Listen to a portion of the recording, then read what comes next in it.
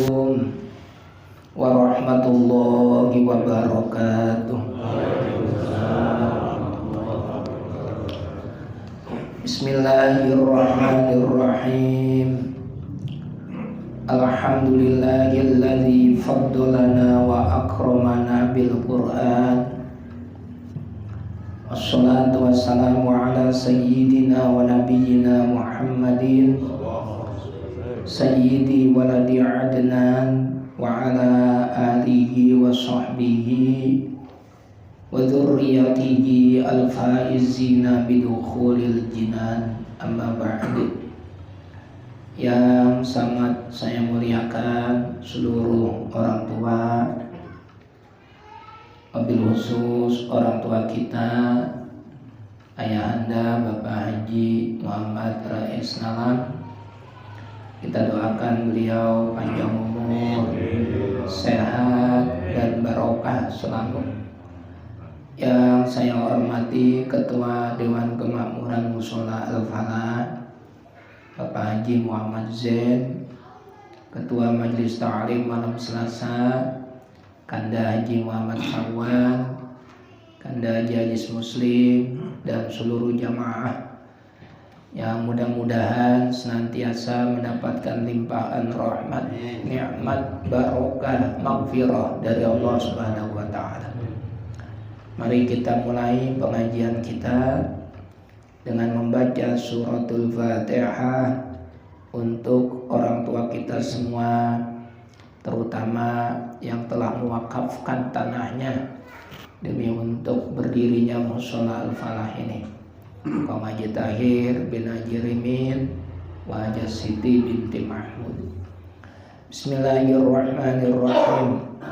Hadiyatan nuhdiha wa nuqaddimuha li habibina wa syafi'ina wa qurrati a'yunina wa maulana Muhammadin sallallahu alaihi wasallam wa ala alihi wa ikhwanihi minal anbiya'i wal mursalin wal awliya'i wasyuhada'i wassalihin wassahabati wattabi'in wal ulama'il amilin summa ila arwahi awliya'il mutaqaddimin khususan ila arwahi sultanil awliya Syekh Muhyiddin Abdul Qadir Jilani radhiyallahu anhu summa ila arwahi awliya'il mutaakhirin khususan ila musannifi hadzal kitab Fathul Qarib wa Syar'il Ujuri summa ila arwahi jami'i ulama'i wa awliya'i hadhil qaryah wa usulihim wa furu'ihim qaddasallahu asrarahum wa nawwara dhurriyahum wa ja'alil jannata mathwahum wa yu'li darajatihim wa a'ada 'alaina min barakatihim wa amtir 'alaina wa yasa karamatihim summa ila ruhi jami'i ahlil qubur minal muslimina wal muslimat wal mu'minina wal mu'minat min masyariqil ardi ila magharibiha barriha wa bahriha khususan aba'ana wa ummatina wa ajdadana wa jaddatina wa khususan ila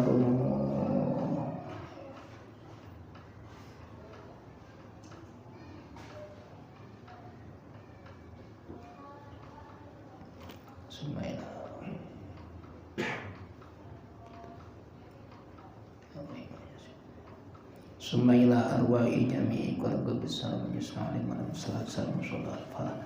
Ghafarallahu dzunubahum wa nawwara dhurriyyahum wa ja'alil jannata mathwahum wa yu'li darajatihim. Al-Fatihah.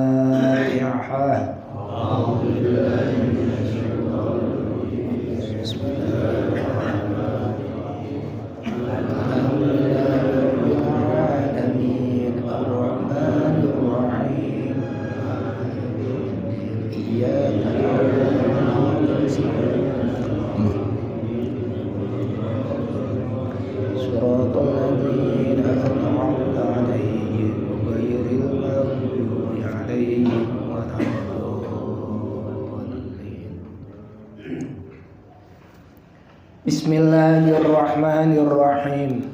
Pada pekan lalu kita membahas tentang fardunya wudhu. Sekarang lanjutannya.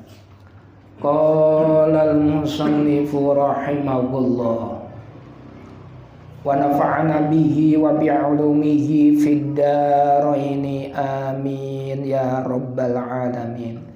Wa sunanuhu ay al-wudu'i asyratu asya'a wa fi ba'di nusaqil matni asyru khisalin at-tasmiyatu awwalahu wa aqalluha bismillah wa akmaluha bismillahirrahmanirrahim. Wa sunanuhu sunnahnya wudu asyratu asya'a ada 10. Sunnah itu apa? Sunnah itu sesuatu yang apabila kita kerjakan mendapatkan pahala. Tapi kalau tidak dikerjakan tidak mendapatkan dosa. Itu namanya sunnah. Banyak sekali contoh-contoh sunnah itu. Qobliyah, ba'diyah itu sholat sunnah. Bersiwak itu sunnah. Pakai baju putih saat sholat Jumat itu juga sunnah. Artinya kalau kita kerjakan kita dapat pahala. Pakai minyak wangi mau sholat Jumat itu sunnah. Tapi kalau nggak dikerjakan ya nggak apa-apa, nggak dapat dosa, tidak dapat pahala dan tidak dapat dosa. Itu sunnah. Yang kita bahas di sini adalah sunnah yang berkaitan dengan wudu. Asyratu asya'a ada 10 perkara. 10 lumayan banyak juga. Yang pertama at-tasmiyatu membaca bismillah. Tasmiyah itu basmalah. Awalahu di awal kita wudu. Mau wudu bismillahirrahmanirrahim. Wa aqalluha minimalnya bismillah cukup. Bismillah udah cukup. Cuma itu minimal, paling dikit. Wa akmaluha dan sempurnanya bismillahirrahmanirrahim, yaitu kalimat lengkap. Bismillahirrahmanirrahim. Dengan menyebut nama Allah Ar-Rahmani, Tuhan yang Maha Pengasih dan Penyayang di dunia ini, Ar-Rahim, Tuhan yang Maha Pengasih dan Penyayang di akhirat saja. Itu bedanya. Kalau di dunia orang Islam dapat nikmat, orang non-Muslim juga dapat nikmat. Orang Islam punya rumah, orang non-Muslim punya rumah. Dikasih rezeki, orang non-Muslim juga dikasih rezeki. Dikasih anak, dikasih istri, dikasih pekerjaan. Orang non-Muslim juga sama. Itu namanya rahmat. Menyeluruh di dunia ini. Semua dapat kasih sayang Allah secara merata di dunia ini. Tapi kalau di akhirat cukup. Wamtazul yauma ayyuhal mujrimun. Alam a'had ilaikum ya bani Adam alla ta'budu syaitan innahu lakum aduwwum mubin. Kalau di akhirat minggir kamu, minggir. Di dunia bisa kumpul bareng, bisa kerja bareng, bisa ngobrol ngopi bareng. Di akhirat minggir. Yang Islam, yang non Muslim gak boleh lagi gabung. Nah, yang dapat kasih sayang Allah hanya orang Islam. Yang di luar Islam sudah tidak dapat kasih sayang lagi. Nah, itu namanya Rahim. Kenapa arti Rahman lebih luas daripada arti Rahim? Karena secara urut memang lebih banyak Rahman. Rahman itu hurufnya ada 5. Ro, ha, mim, alif, nun. Kan mannya dibaca panjang. Rahman. Berarti ada alifnya. Tapi tulisannya kok nggak ada alifnya? Harokatnya berdiri, tetap menyimpan alif. Kalau Rahim hurufnya ada 4. Ro, ha, ya, mim. 4 sama 5 banyakan 5. Makanya Rahman kasih sayang Allah merata, semuanya dapat. Nah, itu paham ya. Nah, kalau Rahim khusus untuk orang-orang yang beragama Islam. Tapi dosanya banyak. Ya nanti banyak yang memberikan syafaat. Tapi udah pasti masuk neraka. Nanti ditolong sama Nabi. Itu semuanya Rahim. Rahimnya Allah. Masuk neraka. Nabi kita protes. Itu umat saya ya Allah. Masa masuk neraka? Lah amalnya jelek. Dosanya banyak Muhammad. Ngaji gak pernah. Padahal rumah ketiban speaker. Kedengeran kemana-mana. Nah, kata Nabi kita, tapi dia tetap ya Allah, umat saya tolongin ya. Ya tolongin umatmu. Nah, itu namanya syafaat. Dapat Rahman dan Rahimnya Allah. Titik. Bismillahirrahmanirrahim. Ini kita perlu membiasakan selalu membaca bismillah untuk memulai hal-hal yang positif. Kullu amrin zibalin la yubda'u fihi bi bismillahirrahmanirrahim fahuwa abtaru wa fi riwayatin fahuwa ajzamu wa fi riwayatin fahuwa aqtam. Setiap perbuatan yang tidak diawali dengan bismillah itu KB. Apa itu KB? Kagak berkah. Jadi apapun yang positif mulailah dengan bismillah. Fa in taraka at-tasmiyata awwalahu. Apabila orang itu tidak membaca bismillah ketika di awal wudu. Dia sengaja atau lupa kagak baca bismillah. Wudu, cuci tangan, berkumur, nyedot air ke hidung, terus langsung basuh muka dan seterusnya. Dia kagak baca bismillah. Ata biha fi asna'ihi, maka dia tetap disunahkan membaca bismillah di tengah-tengah wudu. Begitu lagi basuh tangan, ya Allah, iya ya, ini belum baca bismillah. Kalau dia lupa Bismillahirrahmanirrahim, dapat kesunatannya. Ada juga yang mengajarkan Bismillahi awwalahu wa akhirahu. Ada yang model begitu. Ya, Bismillahirrahmanirrahim cukup, bagus. Ayat Al-Quran. Kalau kita mau yang model kedua, Bismillahi awwalahu wa akhirahu boleh. Ada yang juga pakai huruf jer. Bismillahi fi awwalihi wa akhirihi juga boleh. Nah, Bismillah awwalahu wa akhirahu. Bismillah fi awwalihi wa akhirihi. Kalau nggak hafal Bismillahirrahmanirrahim. Padahal udah basuh tangan atau kepala. Berbeda dengan jima. Apa jima? Hubungan badan suami istri. Kalau di awalnya lupa baca bismillah, maka jangan lagi tengah-tengahnya baca bismillah. Makruh. Makruh.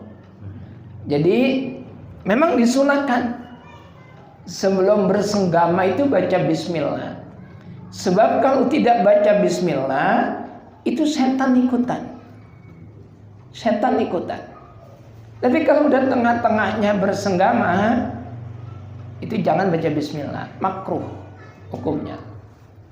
Jangankan baca bismillah, ngomongnya nggak boleh, makruh. Ngomong saat jima, kecuali ada hajat yang mendesak, ada kebutuhan yang mendesak, itu diperbolehkan. Nah ini yang melarang langsung Nabi kita Muhammad Sallallahu Alaihi Wasallam. Saya baca dalilnya.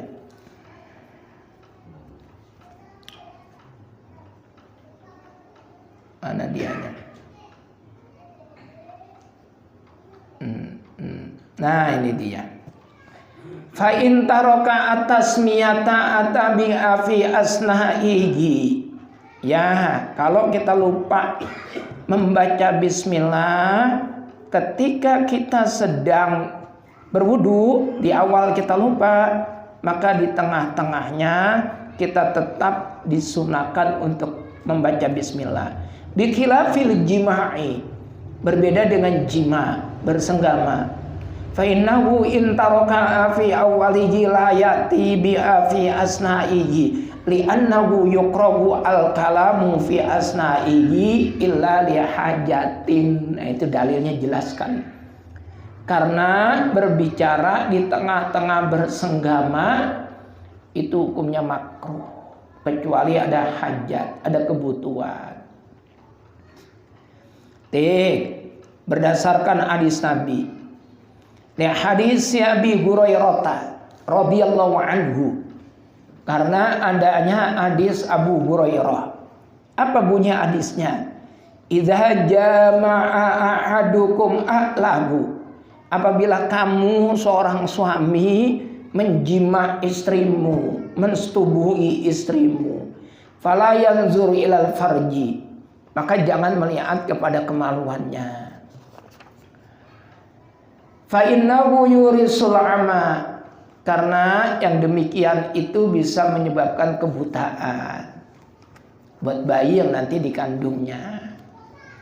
Wala yuksiril kalama, dan jangan banyak ngomong lagi jima.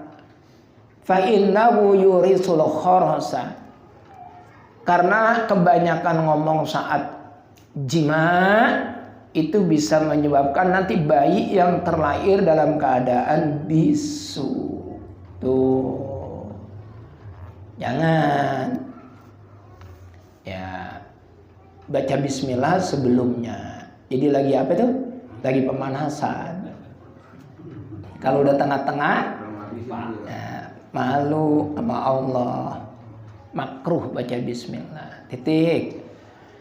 Fa in faragha minal wudu'i, kalau dia udah rampung dari wudu, udah selesai wudunya, udah selesai, udah basuh kaki, baru ingat, ya Allah, saya belum baca bismillah, lam yakti biha, maka tidak perlu udah baca bismillah, udah putus. Nah, ini berbeda dengan makan. Makan, minum, baca bismillah, lupa. Tengah-tengahnya ingat, tengah-tengah makan, astagfirullah, saya belum baca bismillah. Baca di tengah-tengah makan, bismillahi awwalahu wa akhirahu, atau bismillahirrahmanirrahim. Tengah-tengah, lah udah selesai makan, baru ingat. Udah selesai, udah minum, ya Allah, belum baca bismillah saya. Tetap disunahkan baca bismillah. Bismillahirrahmanirrahim. Alhamdulillahilladzi at'amana wa saqana wa ja'alana minal muslimin. Apa enggak doa makan? Makannya banyak buat kagak hafal, silakan. Kalau bangun tidur, alhamdulillahilladzi ba'dama wa ilaihin nusyur. Kalau habis makan, alhamdulillahilladzi at'amana wa saqana wa ja'alana minal muslimin. Itu doa makan. Kagak hafal guru, ya udah alhamdulillah. Alhamdulillah ya Allah, saya masih bisa makan. Syukur. Bismillah tetap dibaca walaupun udah selesai makan. Apa sebabnya? Agar setan kagak masuk ke dalam pencernaan kita. Kalau nggak baca bismillah, setan akan masuk ke dalam pencernaan dan merusak itu, menjadi sesuatu yang menyebabkan kita malas ibadah. Mantul. Jider. Apa jider? Ngaji nyender. Habis jider, jiler. Ngaji giler. Enggak apa-apa. Masih bagus datang daripada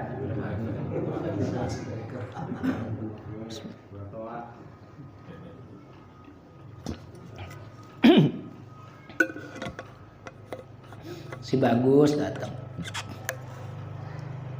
Orang ngaji itu lagi ke warung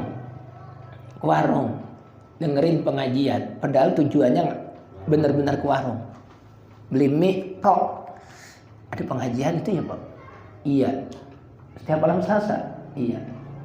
Dengerin di tempat warung, padahal kagak ingat ngaji. Itu dosanya diampuni sama Allah. Semuanya. Dosa-dosanya diampuni Allah. Jadi malaikat, ya Allah, dia kan datang ke warung, bukan mau ngaji, ya, tapi dia masih mendengarkan apa yang disampaikan. Nah, itu tetap diampuni Allah. Orang yang di rumah tidur-tiduran dengerin pengajian tetap diampuni Allah. Dia dengerin. Itu jangan semua sholat pulang semuanya dengerinnya di rumah. Musholanya sempit. Tetap tentu aja biar bagaimanapun lebih afdol yang hadir. Kita bisa berinteraksi. Saya bisa menatap bapak-bapak, bapak-bapak juga bisa menatap saya. Lebih terasa, lebih barokah. Itu udah pasti itu. Artinya begini, kalau yang cuman ke warung aja terus dengerin pengajian diampunin. Orang yang tidur-tiduran di rumah sambil dengerin diampunin, apalagi yang hadir. Insya Allah dosanya diampunin Allah. Kita lanjutkan lagi. Bismillahirrahmanirrahim. Yang kedua, pertama baca bismillah. Wa ghuslul kaffaini ilal ku'aini. Membasuh artinya membersihkan kedua telapak tangan. Ilal ku'aini sampai dengan pergelangan tangan. Membasuh kedua telapak tangan itu qoblal madmadoti, sebelum dia berkumur. Wa yaghsilu huma salasan. Dan dianjurkan membasuhnya 3 kali. Belum wudhu ini, cuci tangan dulu. Tapi tangan saya bersih guru, nggak najis, ya makanya sunnah. Tangannya bersih, sunnah dicuci. Nah kalau tangannya najis atau kotor, bukan sunnah, wajib. Sebab bapak wudhu, di sini ada najis, tangannya nggak dicuci dulu, lah najisnya kemana-mana. Wajib. Nah ini karena tangan kita bersih, maka disunahkan untuk dicuci. Sampai mana? Ilal ku'aini, sampai pergelangan tangan. Qoblal madoti, sebelum kita berkumur, cuci tangan dulu. Nah, caranya begini, terus dibalik. Nah, 3 kali, dibalik 3 kali. Dah, bersih. Baru berkumur. Qabla idkhalihi ma'al ina'a. Sebelum tangannya itu dimasukkan ke tempat penampungan air. Itu kalau kita wudhunya di kolam. Kolamnya besar, bisa langsung cuci tangan. Nah, baru dimasukin ke kolam. Kalau pakai keran ya kan bisa enak langsung cuci. Kemudian yang ketiga wal madmadatu, berkumur. Berkumur hukumnya sunnah. Baik dia puasa apalagi tidak puasa, tetap berkumur itu sunnah. Beda dengan siwak. Kalau siwakan, jika sudah memasuki waktu zuhur tidak disunahkan lagi bersiwak bagi yang berpuasa. Tapi kalau berkumur, mau sholat johor, mau sholat asar, maghrib, ya apalagi maghrib, memang sudah batal puasanya. sudah buka. Subuh, Jumat, duha, mau baca Quran siang hari, tetap disunahkan berkumur. Walaupun lagi puasa. Tetapi jangan dangak. Kuyuk. Nah, itu kalau ketelen tetap batal. Karena dianya tidak perhatian dengan puasanya. Buangnya ke kiri. Kalau nggak ada orang. Kalau ada orang jangan. Penting juga di saat kita sholat itu jangan buang ludah ke depan. Dikecam sama Nabi. Jangan juga ke kanan. Terutama ke depan itu jangan banget. Misalnya keluar dahak ke depan. Itu bisa jadi haram. Kenapa? Karena kita sholat itu sedang berhadapan dengan Allah. Allah ada di depan kita. Anta budallah ka'annaka tarahu fa in lam takun tarahu fa innahu yaraka. Jadi Allah ada di depan kita. Lah kok buang ludah ke depan? Nabi kita marah sekali. Apa kamu mau meludahi Allah? Nah, terus bagaimana? Ke kiri.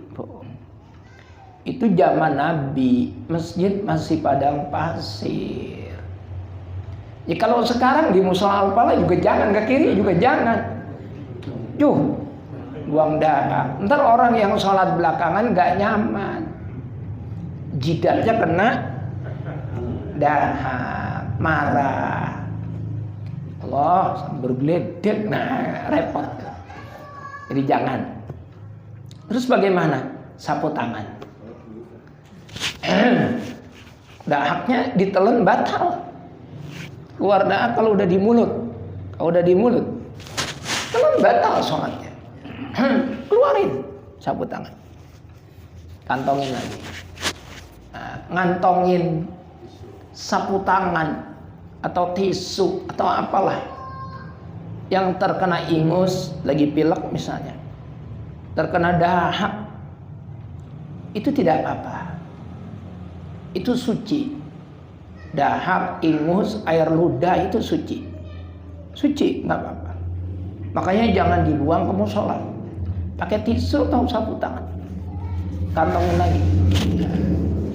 Kalau di musola Al-Falah gampang. Belum sholat, baru mau qomat, keluar dahak banyak, keluar aja kamar mandi, buang, bersihin. Yang repot kalau bapak di Masjidil Haram, posisi depan Ka'bah. Lebih sholat, dahaknya keluar, ditelan batal, hijau lagi warnanya. Coba bayangin, mau buang keluar, nggak bisa, kita harus ngelewatin berapa ribu orang, nggak bisa. Nah caranya ya sudah, bawa sapu tangan, tutup lagi. Yang penting tidak 3 gerakan berturut-turut. Jangan dibuang ke depan, haram. Dibuang ke bawah yang ngotori masjid, ngotori musola, apalagi di karpet. Jangankan buang dahak, kita tidur di musola juga kalau bisa pakai bantal. Bantalnya bawa sendiri dari rumah. Atau pakai sejadah milik pribadi. Kenapa? Khawatir ngilerin karpet musola. Iler itu hukumnya ditafsir, diperinci. Kalau dia tidurnya tidak pakai bantal, apalagi perutnya rada tinggi, itu ilernya najis. Karena iler itu keluar dari perut. Tapi kalau kita pakai bantal, posisi kepala lebih tinggi dari perut, nggak mungkin air dari perut naik ke atas. Yang keluar murni dari mulut. Sebab nggak mungkin air menuju tempat yang lebih tinggi, nggak mungkin. Makanya nggak boleh tidur di dalam musola, dalam masjid. Bukan kok dilarang oleh agama, bukan. Sahabat Nabi banyak yang tidur di dalam masjid. Abdullah ibn Umar tidurnya selalu di samping Ka'bah. Bahkan dia minta supaya dia bisa bermimpi nanti mimpinya akan diceritakan kepada Nabi. Abdullah bin Umar, anaknya Sayyidina Umar bin Khattab. Cuma masalahnya kalau kita tidur di musola kan enak, ada AC-nya, tinggal beli baygon elektrik, wah sampai subuh. Masalahnya ilernya, ntar orang sholat subuh pas banget hidungnya jatuh di iler itu jadi fitnah nantinya. Nah, pakai sejadah, umpama dia ngiler kan di sejadahnya sendiri, dia kebauan ya sejadahnya sendiri, pakai bantal. Pas Ramadan misalnya kita itikaf di sini sambil nunggu sholat tasbih bareng-bareng, bisa. Datang dari jam 12, ustadznya datang kan 2:30. Nah, dari jam 12 sampai jam 2:30 kan lama. Tidur dulu pakai bantalnya dia. Boleh, nggak apa-apa. Pahala itu. Itikaf di dalam masjid. Ini sama statusnya dengan masjid, ini sama. Cuma ini bedanya tidak digunakan sholat Jumat. Sama-sama wakaf. Titik. Tuh, jadi jangan buang dahak ke depan. Kita sama dengan meludah ke hadapan Allah. Jangan. Yang keempat, wal istinsyaqu ba'dal madoti. Menyedot air ke dalam hidung namanya istinsyaq. Sedot air ke hidung.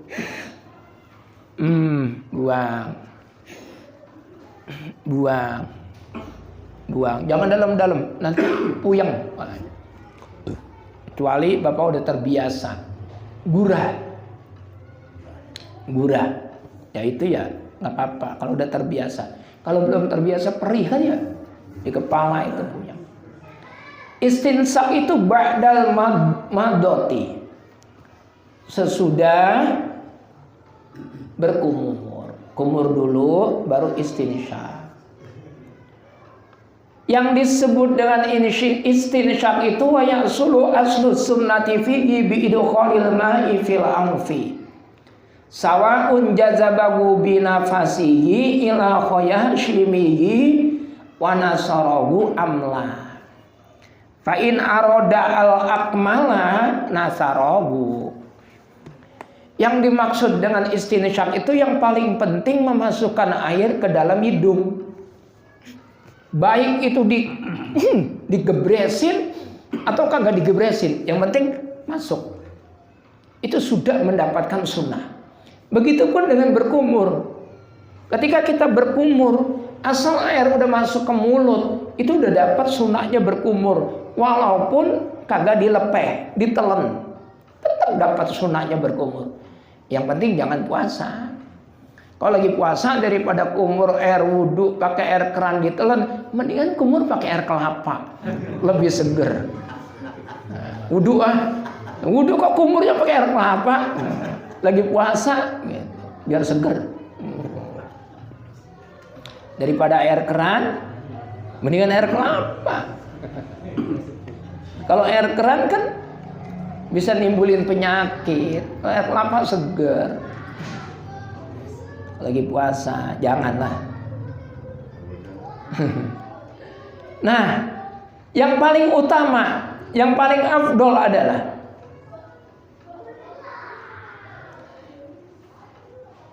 wal jam'u bainal madmadati wal istinsyaqi bisalasi ghurafin. Yatamadmadu min kullin minha thumma yastanshaqqu afdalu minal fasli bainahuma. Jadi kalau digabung, air ambil di keran, digabung, masuk ke mulut, terus masuk ke hidung bareng. Mulut dulu, hidung dulu, sunnah, cakep. Tapi lebih utama lagi, kalau kita ngambil air di telapak tangan, masuk ke mulut, ke hidung, bareng. Sedot hidung, sedot mulut, sedot hidung. Itu paling utama. Paling utama. Baru kita buang berbarengan 3 kali. Ribet guru udah saya mah kumur dulu baru hidung, boleh, nggak apa-apa. Cuma paling afdol memang digabung. Titik. Yang kelima, wa mas'u jami'ir ra'si, mengusap seluruh kepala. Loh, mengusap kepala kan wajib, betul. Nah, ini sunnahnya seluruh kepala. Kalau mengusap kepala asal diusap dikit aja udah cukup, itu wajibnya. Usap kepala, ambil air di keran, usap 3 kali, udah cukup. Cuman belum dapat sunnah. Kenapa? Karena belum semuanya. Yang sunnah itu mengusap semuanya. Caranya, ibu jari kita ditaruh di kening, terus ini dijalanin, seret, terus dibalikin lagi, seret. Nah, itu kepala kena semuanya, itu sunnah. Kecuali pendapat Imam Maliki yang mengatakan wajib mengusap seluruh kepala. Mengusap seluruh kepala. Titik. Kemudian yang ke-6 apa 7? 6. Wa mas'u jami'il uzunaini zahirihima wa batinihima bima'in jadidin. Yang ke-6, mengusap semua telinga. Sunnah hukumnya. Semua telinga artinya bagian luar dan bagian dalam. Menjadi dikucurin, ntar curek. Nah, caranya kita ngambil air antara di ibu jari dengan di telunjuk. Ibu jarinya taruh di belakang. Di belakang daun telinga. Telunjuknya masukin ke dalam. Ini jalan bareng. Nah, ini muter, ini jalan nutup. Kalau udah biasa enak. Itu udah kena. Bila air, ini di dalam muter, jempolnya jalan. Tuh. Ini kena semua. Bima'in jadidin, dengan air yang baru. Artinya bukan air bekas dari kepala. Kalau air bekas kepala tetap dapat sunnah, dapat. Wudu habis ngusap kepala 3 kali, kagak ngambil air lagi, langsung ngusap telinga, dapat. Artinya air dari bekas kepala. Cuma yang afdol dipisah. Artinya kepala yang airnya ngambil sendiri, untuk telinga airnya ngambil sendiri, itu lebih afdol. Tidak disunahkan mengusap leher, jangan. Bahkan kalau kita punya keyakinan itu wajib atau sunnah, nggak boleh. Nggak boleh. Keyakinan semacam itu keyakinan yang salah. Namanya ijabu malam yujab. Mewajibkan sesuatu yang tidak diwajibkan itu buruk. Buruk sekali. Udah ajan ya? Oh, alhamdulillah. Ya sudah, cukup. Jadi pakai air yang baru buat ngusap telinga. Yang ke-6. Nah, cukup dah.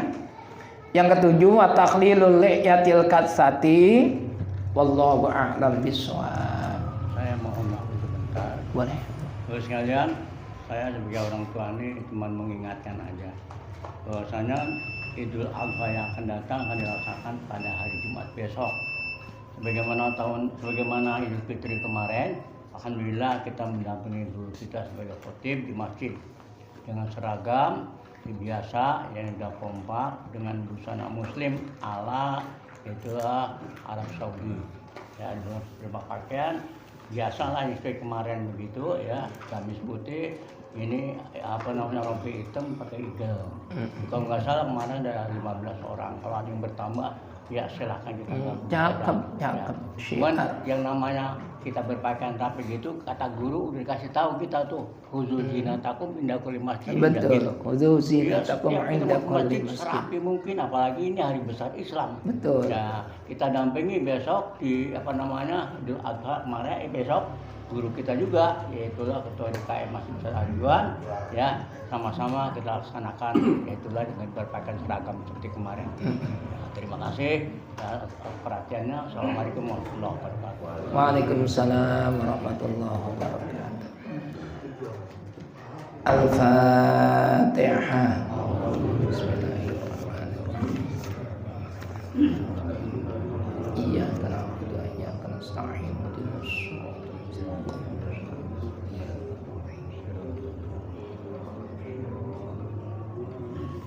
Bismillahirrahmanirrahim. Alhamdulillahirabbil alamin. Allahumma shalli wa sallim wa barik ala sayyidina Muhammad wa ala ali sayyidina Muhammad. Allahumma ighfir lana wa liwalidina wa limasyayikhina. Allahumma inna na'udzubika min su'il khatimah wa nas'aluka husnal khatimah. Allahumma barik lana fil maut wa fima ba'dal maut. Allahumma shfi maradi ya Allah shifaan ajilan shifaan tamman la yughadiru saqaman wa la alama. Allahumma inna nas'aluka salamatan fid din wa afiyatan fil jasad wa ziyadatan fil ilmi wa barakatan fil rizqi wa taubatan qablal maut wa rahmatan indal maut wa maghfiratan ba'dal maut. Allahumma hawwin alaina ya Allah fi sakaratil maut wan najata minan nari wal afwa indal hisab. Rabbana atina fid dunya hasanah wa fil akhirati hasanatan wa qina adzaban nar wa adkhilnal jannata ma'al abrar ya aziz ya ghafar. Wa sallallahu ala sayyidina Muhammadin wa alihi wa sahbihi wa baraka wa sallam walhamdulillahi rabbil alamin. Assalamualaikum warahmatullahi wabarakatuh.